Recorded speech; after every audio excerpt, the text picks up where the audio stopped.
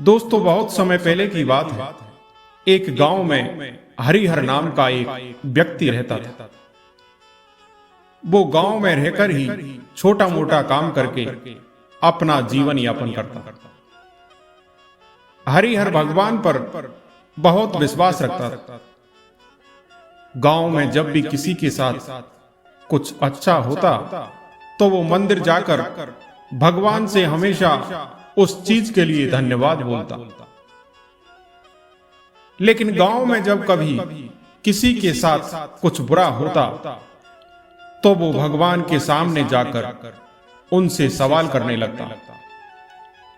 सवाल करने के बाद वो अक्सर ये बोलता कि भगवान, आपने उनके साथ अच्छा नहीं किया।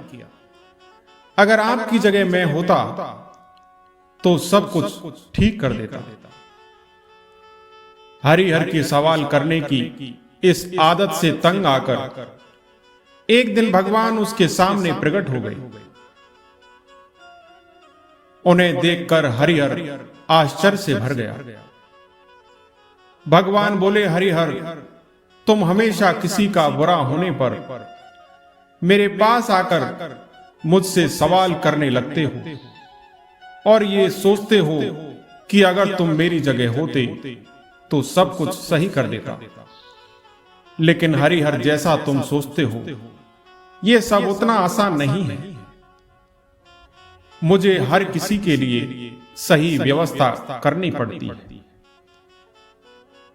एक जगह पर खड़े रहकर धैर्य से लोगों की प्रार्थनाएं, सुख दुख, गुस्सा, ये सब सुनना पड़ता है। और किसे क्या देना है या किसी से क्या लेना है, ये सब तय करना होता है। और यह सब इतना आसान नहीं होता। हरिहर बोला, प्रभु, आपका काम तो आसान ही है। आपकी तरह मैं भी दिन भर धैर्य के साथ एक जगह पर खड़े रहकर ये सब कर सकता हूं। हरिहर की बात सुनकर भगवान बोले, ठीक है, अगर तुम्हें लगता है कि तुम ये सब कर पाओगे तो आज पूरे दिन मेरी जगह खड़े रहकर तुम मेरी जिंदगी जियो। लेकिन एक बात ध्यान रखना, मंदिर में हर कोई अपनी इच्छा के अनुसार कुछ ना कुछ मांगेगा।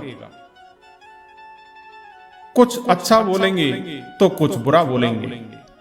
तुम्हें बस उनकी बातें सुननी है और धैर्य के साथ अपनी जगह पर चुपचाप खड़े रहना और अपनी तरफ से कुछ नहीं करना है। हरिहर मान गया और एक दिन के लिए वो भगवान की जगह पर खड़ा हो गया। कुछ समय के पश्चात गांव का एक धनी व्यक्ति मंदिर में आया और भगवान से प्रार्थना करने लगा। वह धनी व्यक्ति भगवान से बोला, प्रभु, मैं अपना कारोबार दूसरे गांव में भी करने जा रहा हूं। आप मुझ पर अपना आशीर्वाद बनाए रखें। प्रार्थना पूरी करने के बाद जब वो धनी व्यक्ति भगवान के पैर छूने के लिए नीचे झुका तो उसकी जेब से पैसों की एक गड्डी गिर गई। उस धनी व्यक्ति ने उस पर ध्यान नहीं दिया और चला गया। भगवान की जगह पर खड़ा हरिहर ये सब देख रहा था और उसने सोचा कि उस व्यक्ति को पैसे गिरने की बात बता देनी चाहिए। लेकिन शर्त के अनुसार उसने ऐसा करना उचित नहीं समझा। उसके जाने के तुरंत बाद मंदिर में एक गरीब व्यक्ति आया और उसने भगवान से कहा कि प्रभु, गरीबी के कारण मेरे परिवार को 2 वक्त की रोटी मिलना भी बहुत मुश्किल हो गया है और ऐसे में मेरी मां भी बीमार हो गई है। उसके इलाज के लिए भी मेरे पास पैसे नहीं है। प्रभु, मेरी मदद करिए। ऐसा कहकर जब वो गरीब व्यक्ति भगवान के चरण छूने लगा तो उसकी नजर उन गिरे हुए पैसों पर पड़ी और उस गरीब व्यक्ति ने भगवान का आशीर्वाद समझकर उसने वो पैसे रख लिए और निकल गया अपने घर की ओर। हरिहर इस बार भी कुछ नहीं बोला और उसने गरीब व्यक्ति को पैसे ले जाने दिए। थोड़ी देर बाद मंदिर में एक व्यापारी आया जो कि समुद्र के रास्ते अपना व्यापार किया करता था। भगवान के पास आकर प्रार्थना करने लगा और बोला, प्रभु, व्यापार की वजह से मैं 1 महीने के लिए समुद्र की यात्रा पर जा रहा हूं।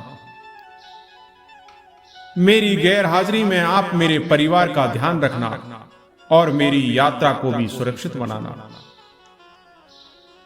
वो व्यापारी जैसे ही प्रार्थना पूरी करके मंदिर से निकलने लगा, इतने में ही वो धनी व्यक्ति पुलिस लेकर मंदिर में आ गया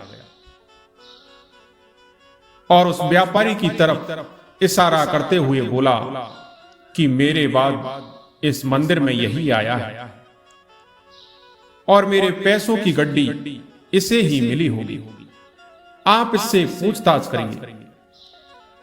उस व्यापारी ने पुलिस को काफी समझाया कि वो गड्डी उसके पास नहीं है, लेकिन पुलिस ने उसकी एक न सुनी और उसे पकड़कर ले जाने लगे।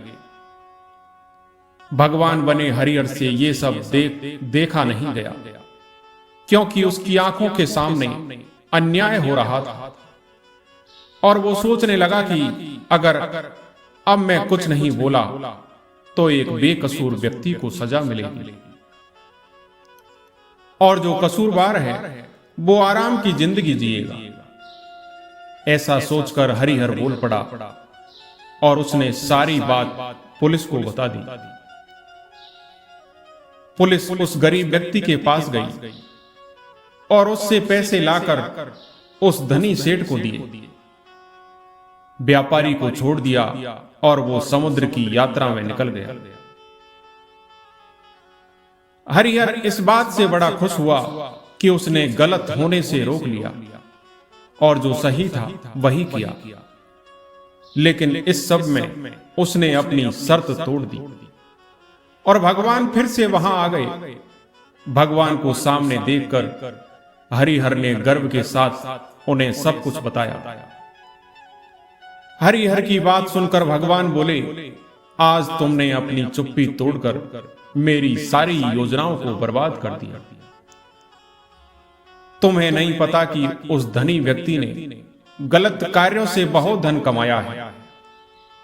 यदि उसमें से थोड़ा सा धन उस गरीब की मदद में लग जाता तो उस धनी व्यक्ति के पाप कम होते। और वही तुमने उस व्यापारी को समुद्र की यात्रा पर भेज दिया, जबकि कल समुद्र में तूफान आने वाला है जिसमें उस व्यापारी का जहाज डूब जाएगा और वो जीवित नहीं लौट पाएगा। अगर पुलिस उसे ले जाती तो वो समुद्र यात्रा में नहीं जा पाता और उसकी जान बच जाती।